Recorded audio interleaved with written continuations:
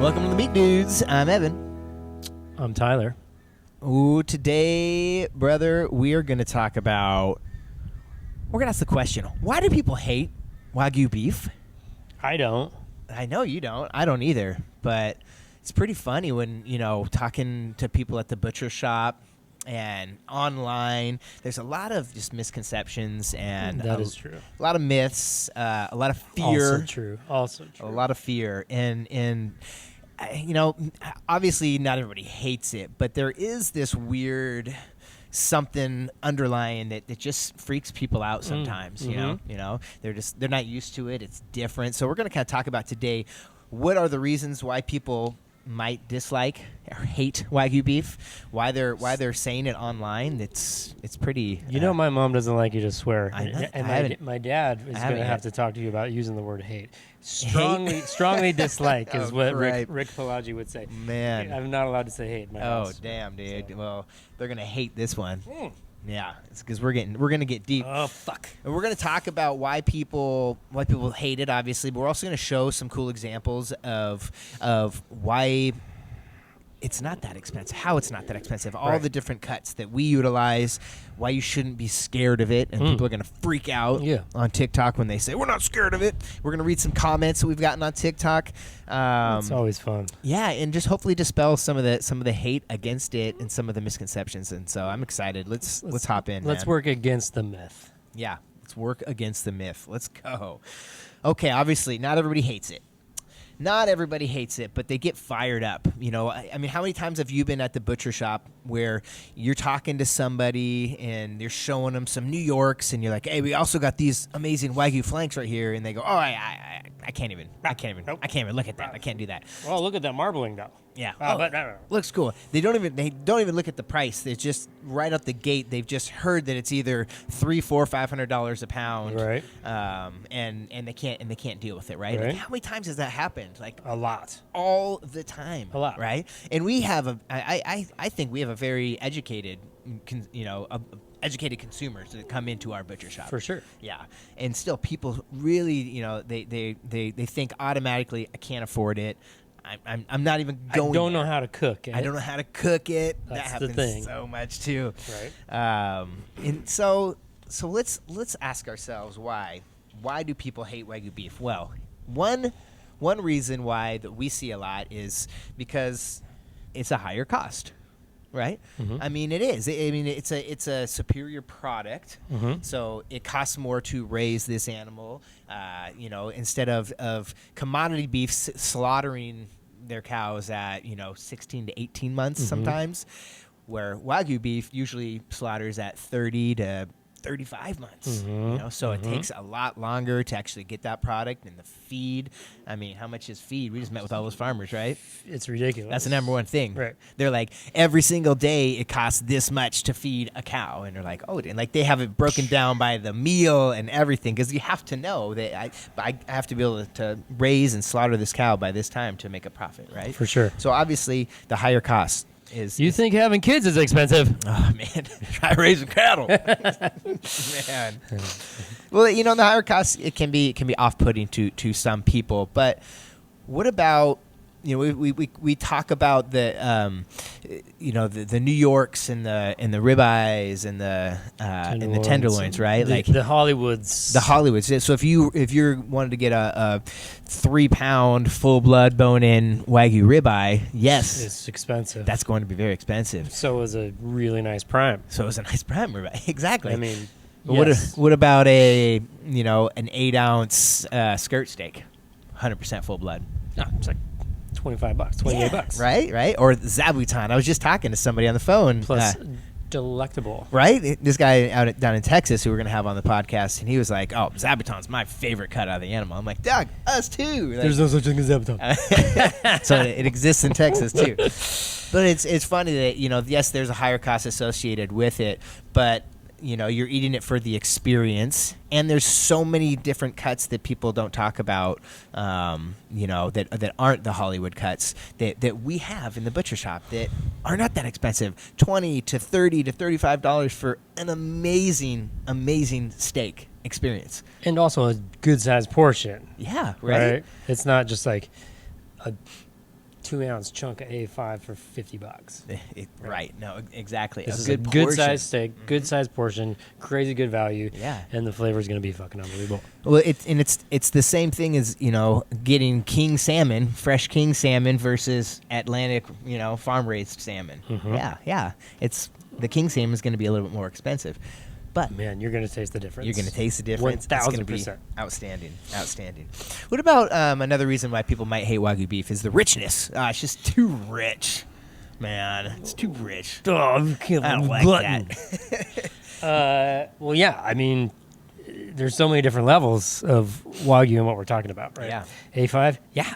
Yeah, it's really rich as hell. Yeah. And being a meat eater and a lover of beef, like, I would probably eat that until I'm sick, but I know better. Yeah, yep. And I know now to treat myself to a 2-ounce, 3-ounce, 4-ounce piece to sear for my friends as I'm making the other part of our dinner. It's a kind of a palate teaser, really. Yeah, at my house. Amuse-bouche. Amuse-bouche. Yep. Tempt and tease the palate.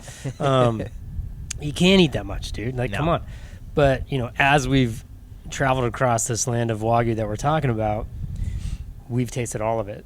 And not sure specifically what your favorite is. I know what some of your favorites are, but, for us that still want to sit down and eat a steak. Yep. I want an 8, 10, 12, 14-ounce steak. Yep.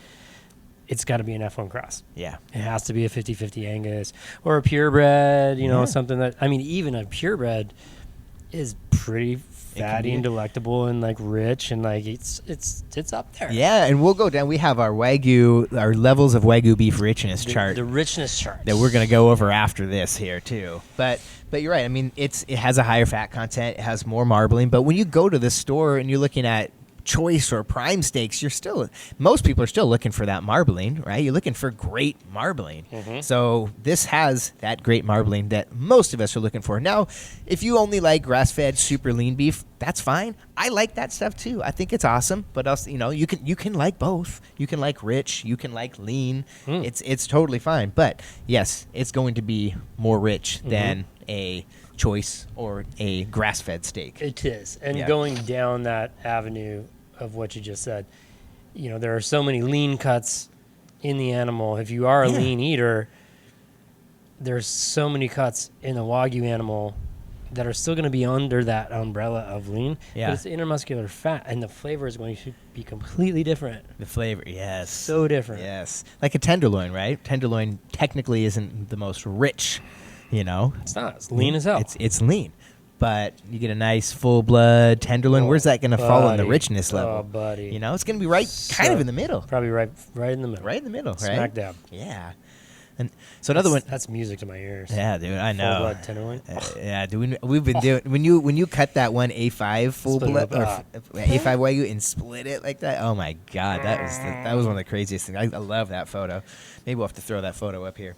A lot of people will also say it's not beefy enough, right? And that kind of falls under, it's too rich. Yeah, it's not beefy enough. So fatty. Yeah, well, that's why we have our beautiful levels of Wagyu beef richness because, yes, don't order a A5 New York strip. Maybe you should order a flat iron that's a F1 cross, or a full blood Wagyu zabuton.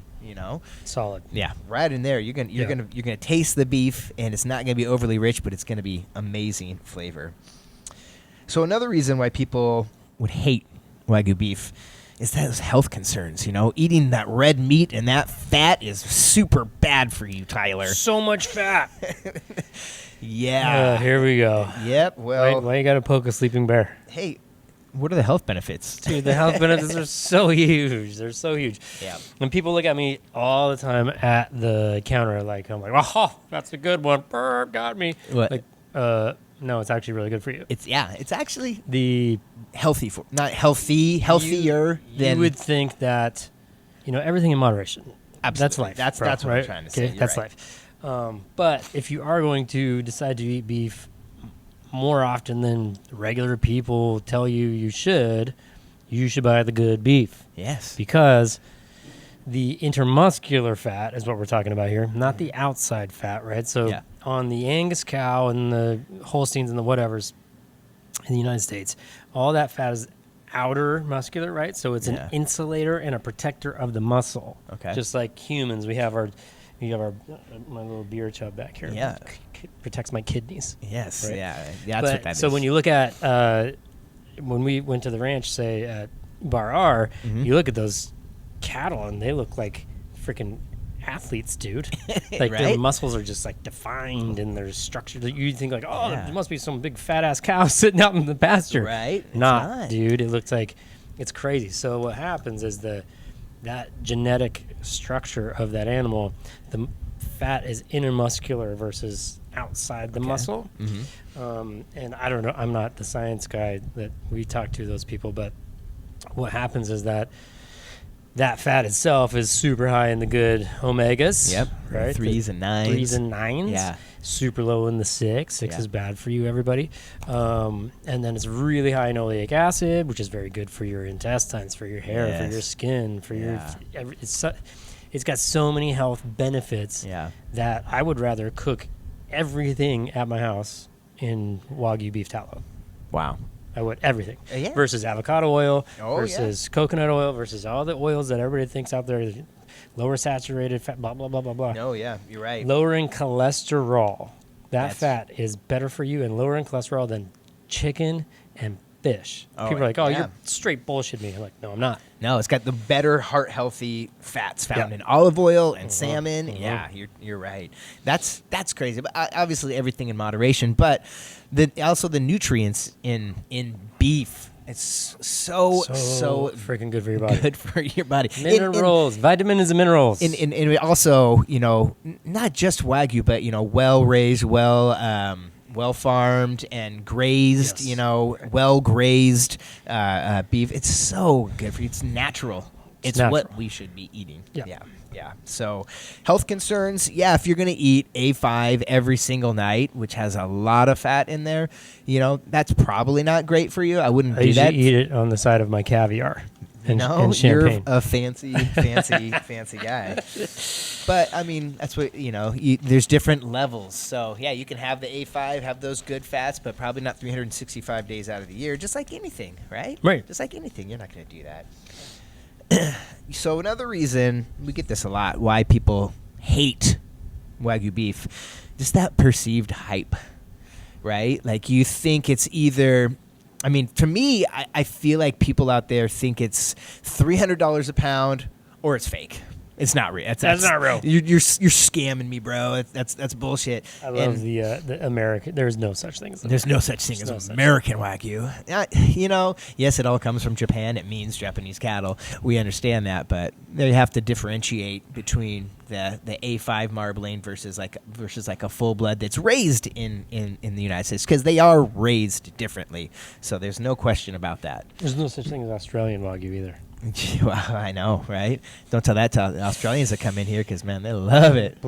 They love it. Fired up. But, I think that the people, they have this, like, high expectations, this perceived hype. They're just like, oh, it's I don't even want to, I want to try to cook it because it's just out of my league. It's too crazy. Or they're just like, I don't like it. It's just got too much hype. It's bullshit.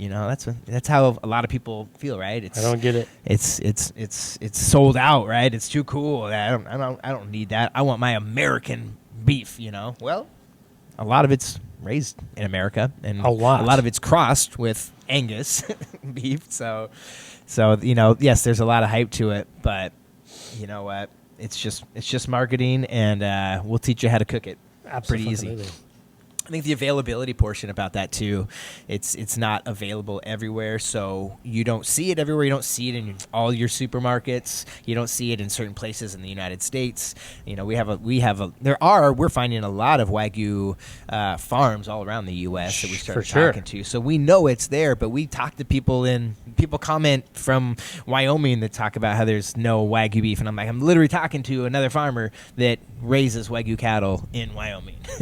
Montana, Wyoming, Arizona, it's everywhere. Yeah, California, it's everywhere. Arizona. It's not so readily available yet, though. A lot of that probably gets shipped out. We're gonna start to see that trend progress. It's only what 1% of the U.S. beef market is Wagyu. So you don't see it very well. very, very much. But you're going to start seeing it, like we think, a lot more here coming up soon. A lot of people prefer local, which we love too. Local is awesome, but like we're saying, there are locally raised Wagyu cattle almost in every single state.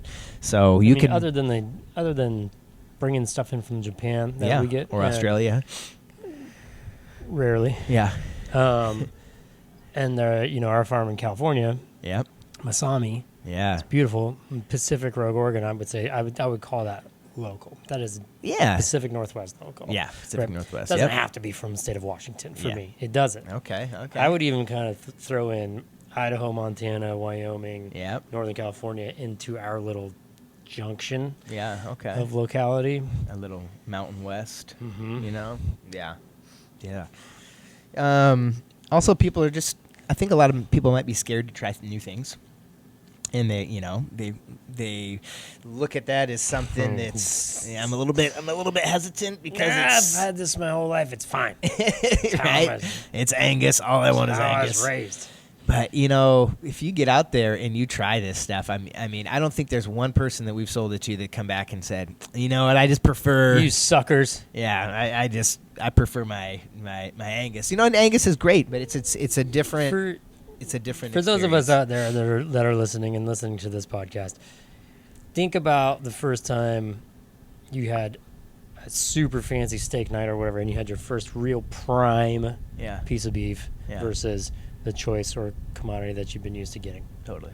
It's mind-blowingly different. Yeah. It really is. Absolutely. It looks different. It eats different. The flavor's different. Mm-hmm. Go ahead and take that next step. Yeah. From prime to across of Wagyu, not even all the way to the other end of the spectrum of what we're talking about, but totally, it's completely different. It's still beefy, it's still delicious, but there's just an element to it that's will change you. It changed me forever. Yeah, no, totally. And I'm not a meat snob. Yeah, I'll eat it all. But if I have the choice, I'm a snob. Oh, dude, of course. I mean, why wouldn't you be? Why wouldn't you be? So good. Yeah. No, that's good. I mean, you're right. Break it down. It's that first time. We always talk about the first time you try Wagyu beef, and you almost can't even put it into words. It's so dope. It's so different. And I just cooked A5 for my buddy on the 4th of July for his first time ever. And I was like, I told everybody stop. Stop what you're doing. Yeah. I want to see the reaction because I wanted it to be like this pure. True reaction, and he was just he closed his eyes and was like, for a while. I was like, that's it. I don't know how to describe that. No. Everybody has their own descriptors for it, but he said to me, he's like, that's like meat butter. Yep. Dude, that's exactly what it I was cooking on 4th of July as well, and I cooked that 100% full blood ribeye. I mean, this thing was what at least a pound and a quarter. I mean, it was huge. So that's a rich but shareable item on our list. And so I cooked this whole thing up, and I'm like, I can't eat this whole thing. I'm not crazy. I cooked one too. It was crazy rich. It's crazy. But I cut it up into little slices, and I gave it out to my brother and my sister-in-law, and my wife and kid. They don't really appreciate meat that much still. I'm still working on them. I'll cook up the best stuff for them, and they're like, oh, this is good, awesome, cool. I'm just like, wow. Thanks. But so I cook it up for my family, and my sister-in-law was like, Evan, this is the best steak I've ever had. And I was like, dude, I know. And I cooked it on a gas grill in a pan in a cast iron with some Wagyu fat, and that's all I did. I put a little bovine rub on there, let it rest, sliced it up, and she's like, what is this? I'm like, thank you, fucking somebody, dude. God, my family, because my mom and stepdad, they don't eat a lot of meat. Right. So I'm like the kind of lone meat eater, but I was like, thank you. My sister-in-law appreciates this, man, because it's a different experience, man. What was the other one that I cooked on 4th of July? Because I cooked one of those ribeyes. I did a side bite. Oh, I did a tri-tip. Yeah, I did the fat on purebred tri-tip from Pure Country, which is the 93%. Yeah. Lineage traceability, right? Bro, that took the cake, man. I did E5 ribeye. Yep. BMS 12 Kagoshima sampler to the purebred full blood Pacific Rogue ribeye. You did the whole gamut. And I spread it all out, and everybody everyone was like, "Oh my god, what is that?" The tri-tip? Mhm. Yeah. Just so freaking. So why do good. they leave the fat on for a tri-tip? Like, I never see that, but I see it in Wagyu. Is that something? No, I don't think it's specific to Wagyu. Mm-hmm. I actually requested it Yeah. from our boys in the ranch because I want that fat. Dude. Because It's delicious. I don't know, man. That fat is just like, there's something about the tri-tip fat that so I just salt and peppered it and that's it. And I put it in a cold pan, squished the fat down, and then just brought it up all slow to kind of render it out a little bit. Oh, okay. And then I threw the whole thing in the oven and finished roasting it. So what was your first device that you cooked on? Was it in the oven or is it on a grill? No, I was on a cast iron pan. Okay. I roasted everything. So you So you we cooked could it have slow to all render. the same flavor profile, That's smart. roasty. That's smart. Right? I didn't like dude. grill one, sear one, roast one, Yeah. whatever, right? I did them all the exact same way and spread them all out. Did anybody hate it? Dude. Not at my party. It's funny, man. Like Not at my party. but was anybody hesitant? Were they like, Zero. that's good, man. But that's good. Yeah. Those are my peeps. You got them. Those ready. are my crew. Yeah.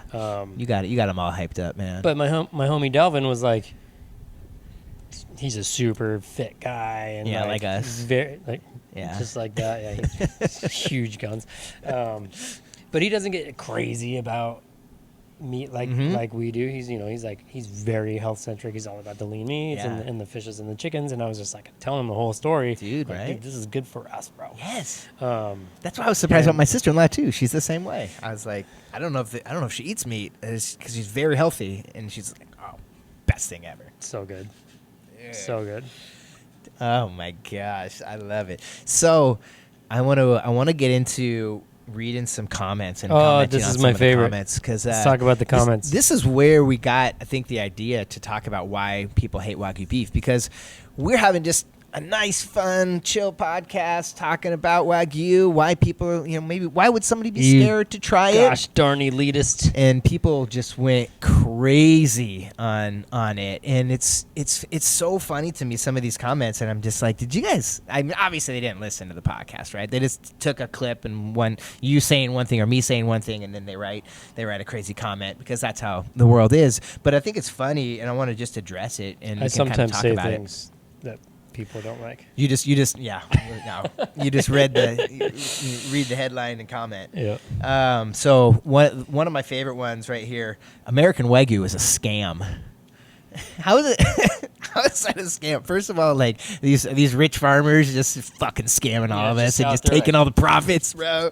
Making it rain. I mean, I get that some people can have trouble with saying American Wagyu because all the genetics have to come from Japan, right? I understand that. I think it's just a term that we say to know that, hey, it's raised in America. It's raised in the United States, right? That's all there is to it. Or maybe some people might say American Wagyu is that F1 50-50 cross. They might say that too. But I mean, like, yes, it all comes from Japan, but this was raised in America. That's why it's American. It's not a scam. It's fucking delicious. So, Dude, are you kidding me?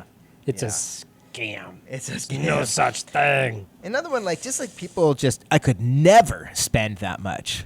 You could never spend that much. So I want you to grab our little goodie bag that we brought in here. So we brought a little goodie bag full of treats, full of Wagyu steaks here. That if you're listening, we're gonna pull them out and we're gonna talk about them. But if you could never spend that much, so these comes from our butcher shop. So here, just take one right now. Just to show one. All right. So these two are the Zabs. These are the Zabuton. Where did the Zabuton come from? Shoulder piece, otherwise known as a Denver steak. People know it as a Denver. It's right. a 2.5-3 pound clamshell shaped muscle that you pull out of the chuck roll, northern section of the chuck. Yeah. Primal. Bunch of gems in the shoulder. I always talk about the gems. A lot of gems. But this is the one that everybody loves so much because it's kind of the lazy muscle that sits under there and sort of does nothing, where all the other muscles in the shoulder are big time working strong muscles. Yeah. So what happens is all the dense protein structure is being formed in those working muscles. Yeah. And translates into this guy, which is all that intermuscular, beautiful fat right there, marbling. Okay. Yeah. Which equals flavor.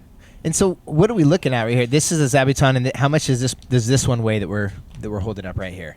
About 6-8 ounces. 8 ounces. So we're holding up an 8-ounce zabuton steak. If you can't see That's an F1 cross. This is an F1 cross. It sure is. Wow, dude.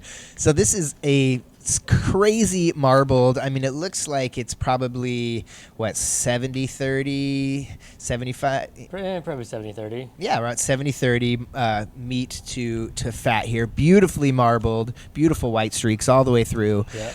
And it is $16. $16. $16. And this will blow your mind. your hater mind. Yeah. I mean, like, I understand that if a lot of people will think, hey, it's only $300 a pound. I can't spend that much. I'm not going to buy a steak for $100 or $200 or $300. Yeah, like, we're not asking you to do that. This whole thing breaks down. This thing is $16. Yes, and Wagyu animals more expensive to raise. Blah blah blah. Yeah. It breaks down just like we've talked about before in an Angus cow or anything else, even commodity for that matter. Yeah. The ribeyes, all that shit's going to cost more money. Yeah, exactly. Everything else on the animal is not going to be $60, $70, $80, $100 a pound. Right. This is $35. $35 a pound. So you can get this. This will feed. It probably wouldn't feed the two of us, but it would feed me and a little bit tomorrow morning or something. Yeah, right? exactly. For $16. Yes, that's what I'm saying. So like, there's so many different cuts that you can utilize. That don't cost that much money. Can you pull out that Delmonico? I want to show. I want to show that Delmonico. Let's stay in the shoulder. Let's go Dude. Delmonico. So you could never spend that's that even much. More Uber, right? So this is the Delmonico. It comes off the chuck roll. It's right before the ribeye starts. Yes. So same muscle. The longissimus, the spinalis, they're all in there. Same muscle structure, same cluster as a ribeye. Yeah. Okay. So as that muscle dissipates from the back of the head and the neck, chuck eye, ribeye, right? Yeah. So this is right before you get into the ribeye primal. There would be 3 little bones. You'd get the chuck short rib down there on the bottom of it. Okay. But dude, this thing right here, I mean, that's 12. it's just under a pound. Yeah. Just under a pound. Probably 13 ounces, 14 ounces. How much is that piece of meat right there? $26. $26 for like such an incredible steak. $26. And if you come into the shop and you're like, oh, I'm a ribeye guy, well, boom, try this, dude. Guaranteed. You can try it. You could not hate that because you're gonna get this same, a pure country ribeye, which is gonna be super delicious in its own freaking way. Yeah. But it's $33 a pound right now. Yeah. I mean, you might. It's like if you went to your local grocery store and you bought a choice ribeye, it's probably gonna be around $26 to $35. Right in there. Yeah. I mean, you get it probably. That's low end $18, but right? You shouldn't be eating that beef anyway. Yeah, I know. It's not good for you. And that, I mean, you're gonna get a little bit more, but the quality of this beef and the flavor and the experience is going to be unparalleled. It will change. It will change you. Yeah. I can't justify $150 piece of meat. That's fine.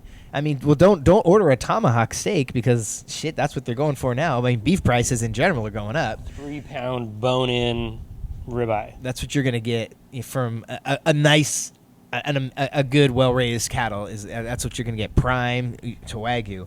But $150, we're not asking you to buy a $150 steak. Like, you could come into this meat shop and get, like we just showed you, a $16 Wagyu zabuton to a $35 amazing piece of flat iron too. Wagyu's flat iron.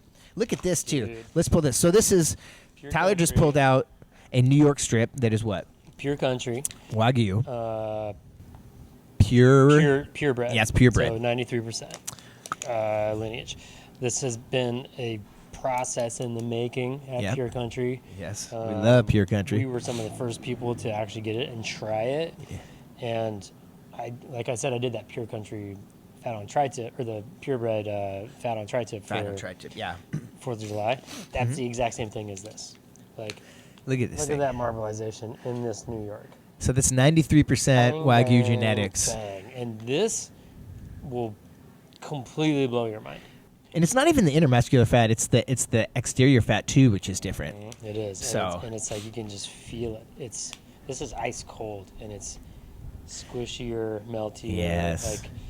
Like, And how much is that steak right there? $34. $34 for, and that's a pound. That's This is a big. This is over a pound. That's over a pound, dude. Yeah, that's probably That's 17 and a half ounces. dude. That's crazy. That's crazy. That's a lot right there. You know, it's just might crazy take that it that home. looks This is so good. So delicious. And that's for the people on the scale we'll talk about. There's kind of right in the middle, right? That purebred Wagyu New York falls right in that middle of like that rich but still beefy. And so if you think it's all fat, it's not. It's just going to be an amazing beefy buttery steak. Totally. Trust us. We're not lying. Man.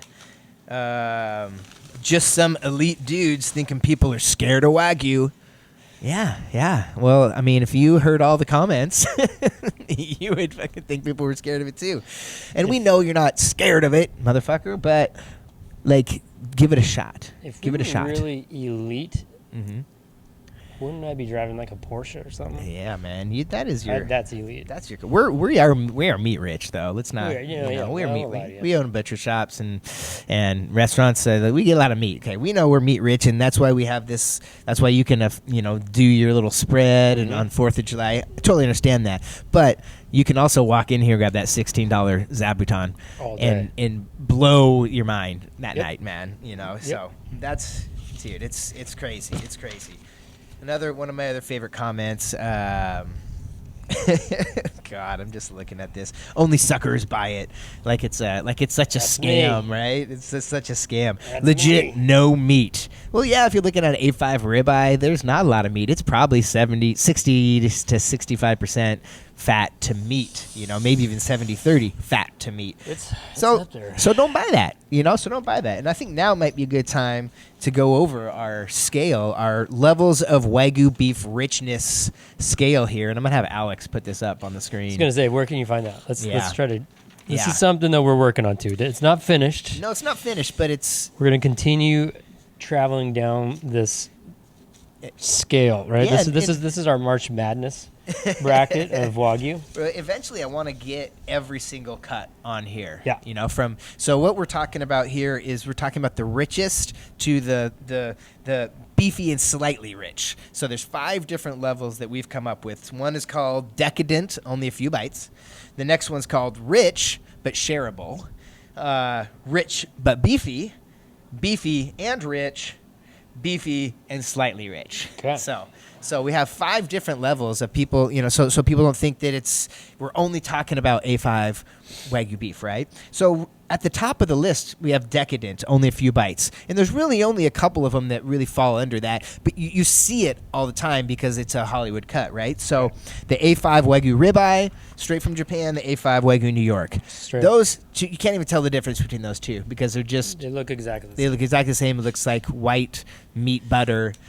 And it's super decadent. You only want to have a few bites. If you go to Japan, they're eating A4 and A5 Wagyu beef all the time, but they're eating it at, an ounce, right? They're having an ounce or 2 ounces of it. Yes. And maybe they're not even having the New Yorks and the ribeyes. They're slicing up tenderloin or Zabutons real thin, right? And enjoying that. So they're utilizing the entire cow. But if you want just a few bites of the most decadent beef, you're going A5 Wagyu ribeye, A5 Wagyu New York. A5 all day. Yeah. So let's take it a level down here. Let's go rich but shareable. Rich but shareable. So we still have some A5 in there, and that's some of the other cuts like the Zabuton, the skirt, the top sirloin. Top right? sirloin would be great. Yeah. So those are going to be less... You're still talking A5 right now? Less decadent. Yeah, those are still A5. Those are the rich but shareable. They fall in the same category as a 100% full-blood ribeye. Right? Maybe throw a tenderloin in there too. As a A5 tenderloin? A5 tenderloin? I don't know. Yeah, I might have the A5 tenderloin as rich but beefy a level lower, but I don't know. We might have to do some testing on that. Maybe there's another middle between those two. Yeah, I know, dude. We're gonna come up. There's gonna be like 10 different levels at the end of this, dude. But so you want something rich but shareable, like we talked about that 100% full blood ribeye. Like you're not gonna eat that whole thing, dude.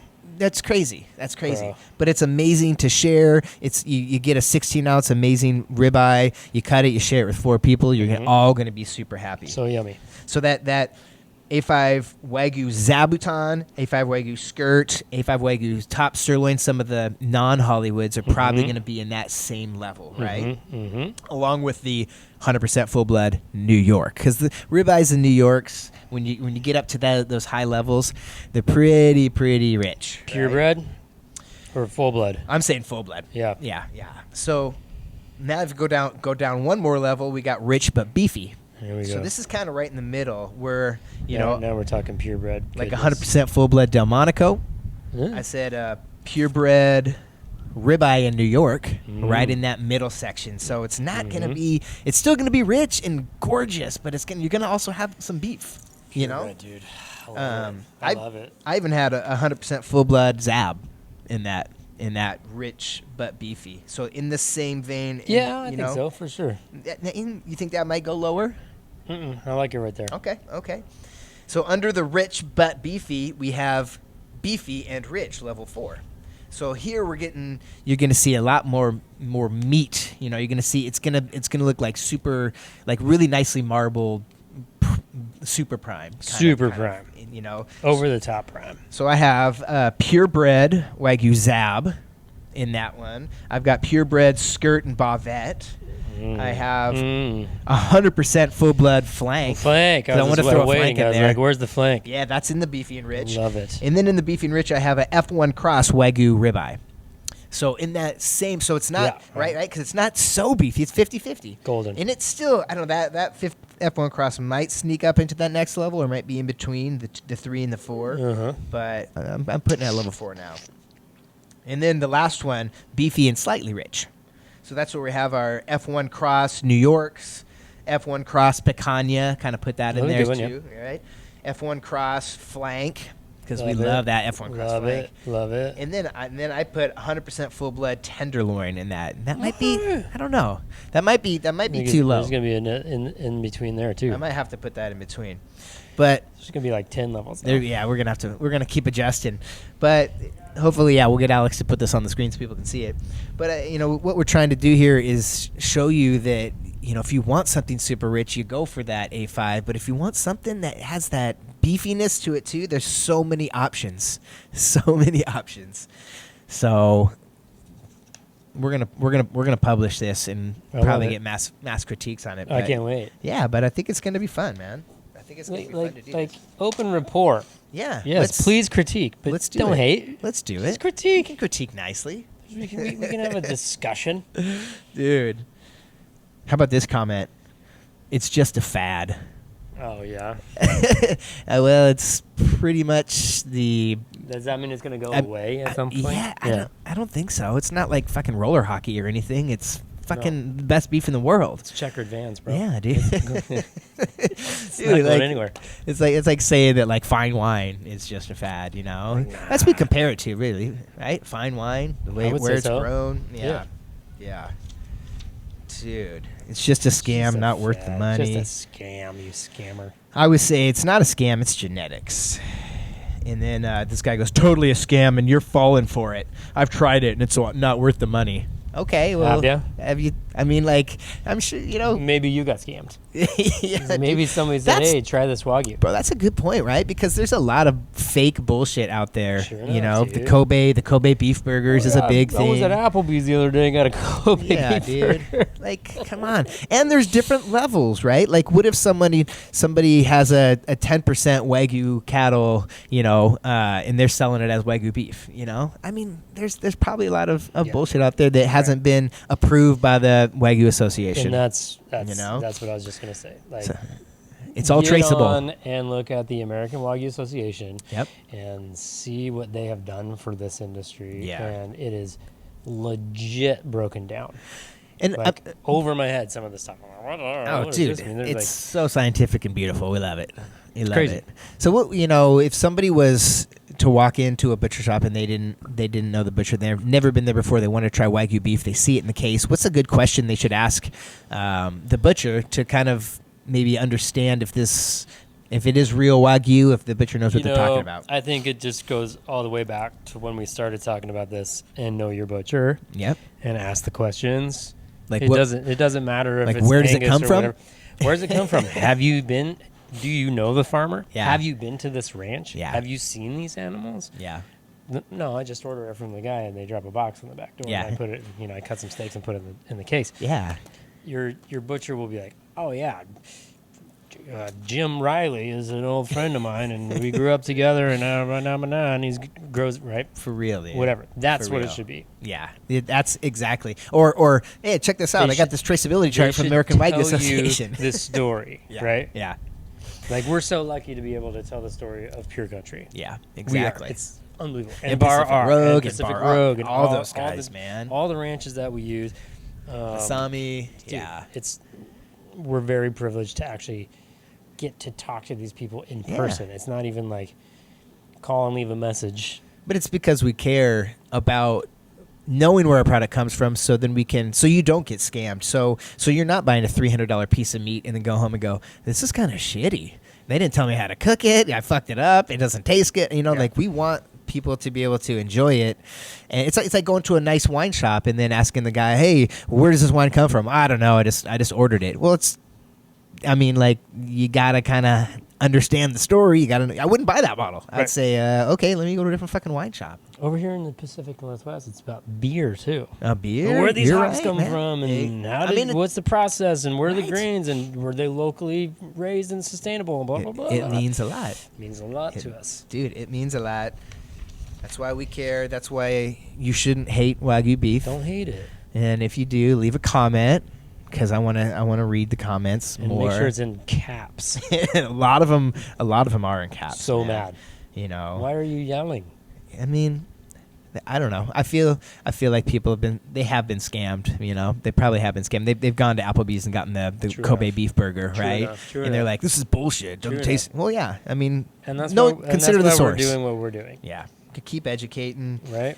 Keep talking to people. Keep talking to so many farmers. I just talked to a farmer from Texas about 30 minutes ago who travels all over, tried Wagyu beef in 2014 for the first time, and was like, couldn't even explain it. And I was like, I know you know Wagyu because that's how you Exactly. that's how you explained your first interaction with it. Right. And he's so passionate about it. And it's amazing. And not that we're some sort of like know-it-alls, because we're not. Absolutely not. Just doing what we're doing right now, like you got educated from that conversation today. Every day. Every time we talk to somebody about this, or somebody who knows more stuff than we do about this, it's continuing education. Yeah. And that's the beauty of the world of cooking and eating and food and Yes, right? beef and whatever you want to talk about. The sky is the limit. You can't know it all. Yeah. You can't No. at Yeah. all. You continue to learn every day about food and agriculture and how things are raised and like the difference in the climate, and Yeah. we know. But I think you just brought it, I think you just wrapped it all up right there. Like, I think people hate Wagyu beef because they don't know it, they don't understand it, they aren't educated on it. Right. And so a lot of things in the world you can hate, and then you start to kind of learn about it, and you're like, oh, well, actually, that's kind of cool how that wine's made. That's cool how that beer's made. I kind of appreciate it now. Maybe I can enjoy it more. Think back like 15 years ago, Yeah. 20 years ago, maybe. Let's say 15 years ago. Yeah. You went to the grocery store, Yep. and there was this teeny tiny little yellow ribbon and like maybe 3 rows of organic raised vegetables, and there was like a little bit of a carrot and maybe some radish parsley or something. Right? You go to freaking Safeway now, and Yeah. there's a whole half of the produce aisle is organic, Yep. half of it is whatever, not organic, whatever Yeah. you want to call it. Yeah. But like it's the exact same thing. Yeah. Is organic raised vegetables a fad? Kind of seems like it's taken over. It's Right? Because people are health conscious. People are very Mm-hmm. specific of what they eat, and like where it comes from, and like Yes. learn where it comes from. People want to know. I think you're right. People want to know where their meat comes from. It means a lot more. Yeah. It means a lot more that, like eating fresh king salmon versus eating Atlantic salmon, which is farm raised. It means a lot to understand where that king salmon comes from, how it was raised, on and on and on, or how it was like, farmed or caught, wild caught. Yeah. to even put a label on a vegetable in that aisle. There's humongous specifications. Yeah. There has to be your pH level of your soil has to get tested for like 10 or 15. I don't know the exact how it is, but it's true, yeah. huge Yeah. to be able to put an organic label. Yeah. Right? So you go to like a farmer's market and they're like, was this organic? Like, it's raised in an organic manner. Yeah.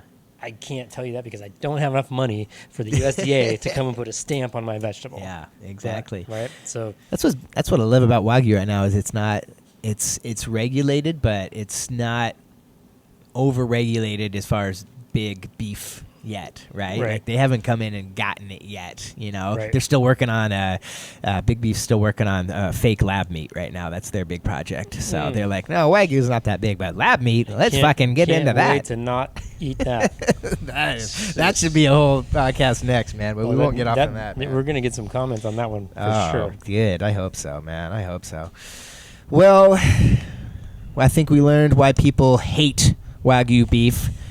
And hopefully we can keep they shouldn't. Yeah, when we can keep continually educating and talking about it, and hopefully you give it a shot. Hopefully you go to a local butcher, you come in here and you grab a $16 Wagyu Zabuton.